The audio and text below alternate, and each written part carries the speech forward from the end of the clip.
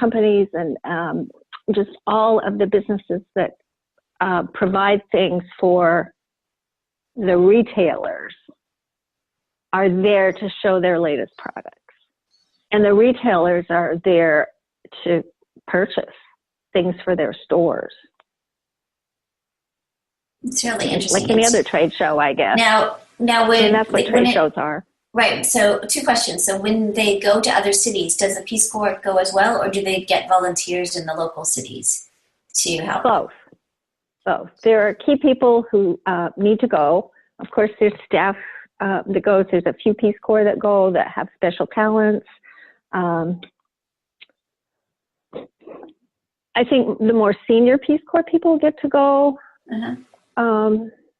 Interesting. To travel, and then they have local people, usually from, like I was, from quilt guilds, from local quilt guilds. They're recruited. And the same people often come. So how big is the Peace Corps in Houston, would you say? How many of them I should have looked that up before we started, because I just knew you were going to ask that. Can I just guess? Yeah, of course. Somewhere between 15 and 20, and I hope I'm in the ballpark. Yeah, that's really interesting. And then who hangs the quilts at the show? Is that a different group? You do? No, we hang the quilts. Wow. We hang the quilts. Basically, we manage a team of quilt helpers who only work for the show. Interesting. They're not Peace Corps, but they're helpers. Right. Having the Peace Corps, that's a big deal. Like, I was talking to Bob. He was like, yeah, it's not easy to be in the Peace Corps. It's like a thing. It's like it's a thing. I don't know why. We're so fortunate to have the managers and the owners of the company that we have, because they create an environment of family. And our direct manager, Becky, is very conscientious about our interpersonal reactions and making it a fun place to work for us. And we do things together, and we just have fun together. And it's very much another family. That's really cool. Especially if you think about people that are retired and sort of building, another life.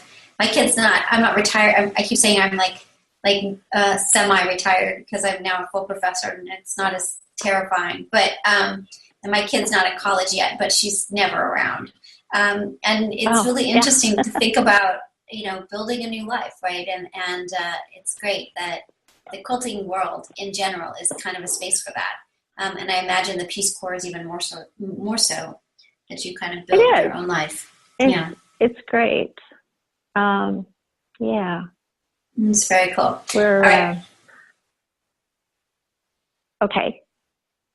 So anything else about that before we move on? So the Peace Corps, super cool. Okay. Yeah. Peace Corps is super cool. we wear our red aprons when we're working, not at the show, not when the public guests are there, but when we're working hanging quilts, when we're in charge of a group of workers. We have these red aprons with lots of pockets for all our stuff and our radio. We have radios so we can talk to each other because the George R. Brown is so big. And and we're the ones in the red aprons that say Peace Corps on the back. That's so cool. And, anyway, that's all I have to say about Peace Corps right now. Awesome. How many, so just in case people have never been to that, to the show, how many quilts are there approximately on the exhibit side of Quilt Festival and Quilt Market? Approximately 1,600 were there this year. Incredible. Yeah. So, when you say talking about tagging, inspecting, hanging, get it back to the right person, that's a lot to be managing. It's a lot of work. Absolutely. Yeah, and it's spectacular. It really is incredible. It is. It's awesome to be part of that. It takes my breath away when we go from that empty room with the bare floors and bare everything, and it is transformed into like a beautiful museum of quilts. Amazing. How long does it process take, the transformation process? I think it takes 3.5 to 4 days. Wow. To hang everything. That's and amazing. We take it down in one really long day. Really? Yeah. Is that the Monday after the show closes? Is that when you come back to do it? We or do you start at 4 o'clock. We start at 4 o'clock when the show closes. And we work until midnight or more. That's crazy. And then come back the next day to finish up. Okay, because I was there and it's exhausting. So you're all like beyond tired when you have to start taking it all down, I would imagine. Yeah. And we keep that in mind. We do try to pace ourselves that last day. Oh, interesting. Because we know what's coming. If we've done it before, we know what's coming. And it's work, but it's once a year. You know, you can do anything once a year, especially for something that's wonderful. Yeah, it is really spectacular. Okay, awesome. Well, your life isn't just Peace Corps, and it isn't. We were talking about. So one of the things I'm hoping to do, and this is again our introductory, sort of just getting to know you, is have you help us. One of the things we're trying to do is get sample tools and sample patterns so that we can experience them and then talk about it. And so you said that you said you'd be willing to be part of that, which is super great. So I'll send you. We've got one already that came in. Good. I'm looking forward to that. Yeah. So we ask so sometimes people, sometimes we buy the pattern, sometimes we're given a pattern and we ask permission to be able to experience it. If we find there's super big problems with it, we're just going to let them know. We're not going to be rude. It's not about like being awful to people in a podcast. But if we experience it, we want to sort of talk about what we thought about it and chat about it as part of the podcast. So that's kind of the idea. The other thing I wanted to talk about, you told me a story. Oh, the other thing is if we go on field trips or have experiences, we'll just come and chat about them as, just add to the podcast of whatever we're doing that week. But you told me a story about when you were traveling, 2 stories. One, I'd like to talk to you about quilt guilds, but also before that about you had experience with someone who passed away recently, and you were talking about sort of that experience. Could you tell me more about what we had talked about before? Do you remember that story? Oh, of course. I remember it vividly because it just happened about a week ago. Cool. I got a message from my daughter that her mother-in-law suddenly passed away. And I decided to go. She's in Wisconsin, in Madison, Wisconsin. And I decided to go. And I knew that it would be a very, very small service and a very, very small memorial, and probably just family and a few friends would be involved. But I wanted to go and do what I could to help. And this woman's name was Priscilla, and Priscilla's daughter, Kathy, came from Washington State for the funeral. And Kathy was also the executor of the will, so she had business stuff to take care of. And Kathy gave assignments, and her goal was to have her mother's apartment cleaned out and the keys turned in 2 days over the weekend. Oh my the goodness. Memorial service was Friday, and she wanted it done. So I said, okay, I'm here. Tell me what I can do. And Kathy said, I want you to find a home for Mom's sewing stuff. Because she was a quilter and a crafter. Fabric craft.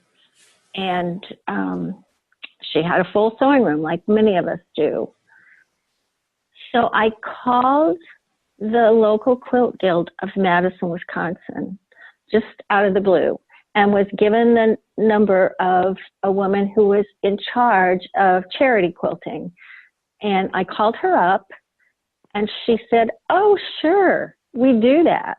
We take things from estates, from families who don't have quilters in them, who want to donate all the fabric and supplies and tools and everything, bring them over.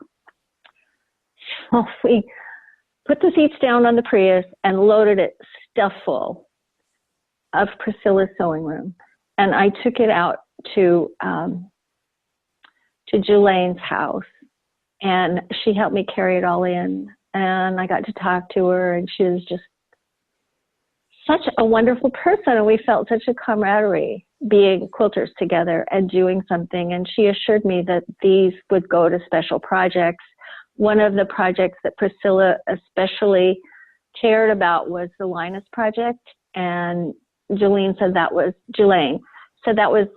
one of the number one projects that they like to support. So I know that Priscilla's fabrics will be well used. That's really amazing, and so meaningful when you think about like what could have happened to those fabrics. But to make that connection, you don't want to just take them to Goodwill where they would just go to a landfill, maybe, or where people wouldn't appreciate it. Right. That's really cool. So. Well, it's interesting. I wonder. We need to do some more research on this, on how quilters are, if quilters are making arrangements for what to do with their sewing stash and machines when, again, you said there are no quilting people in their family. It'd be really interesting to see if that's part of if it's just sort of custom or in their wills, or sort of what happens in that situation. Because, I think that's a great question. It really is, because I think there's a need. Right? It would be great if there was some sort of way, and maybe this is already happening, Elizabeth, I just don't know, but some sort of way to get these materials into the hands of new quilters for lessons or, that sort of thing, so we can continue this legacy. Right. Right, and if there's just like a clause to put in, like your will or something, that like you tell your attorney, and can you add this? Maybe it's already happening, I don't know, but like, can you make sure this happens so that, because families, if you hadn't been there, what would have happened to the stuff, right? I don't know. Kathy wasn't going to take it back to Washington, and she didn't know what to do with it in Madison. So it was really a good thing. That's a really awesome service that quilt guilds can provide, and I don't know if all of them have the means to do that. But I definitely think it's worthwhile. Yeah, and it happens. It happens. Did you look around when you were at Quilt Festival and see maybe the average age of the quilters? I know, it's not young.